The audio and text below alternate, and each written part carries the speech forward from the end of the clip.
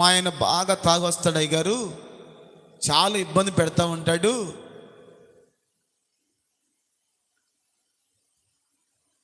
అని చెప్పినప్పుడు నేను చెప్పానమ్మా, ఎంత తాగొచ్చినా, ఎన్ని మాటలు అంటున్నా, ఎన్ని ఇష్టానుసారమైన నోరు పారేసుకున్నా, నువ్వేం మాట్లాడద్దు, మౌనంగా ఉండు. దేవుడు ఖచ్చితంగా నీ భర్తకు మంచి మనసు ఏదో ఒక రోజున కలుగజేస్తాడు. చాలామంది చూస్తాం, తాగి వచ్చిన దగ్గర నుండి తాగిన వ్యక్తి దగ్గరికి వెళ్ళి పుల్లెడతా ఉంటారు.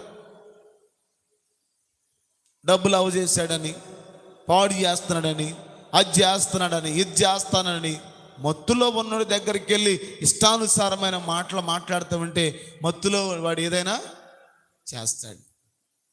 నేను చాలామందిని చూస్తా, మౌనంగా ఉండాలి. తాగి వచ్చాడు, ఎమ్మట నీ మాటల ద్వారా మత్తును దింపేస్తావా? దాని టైం వచ్చినప్పుడు అదే దిగిపోద్ది.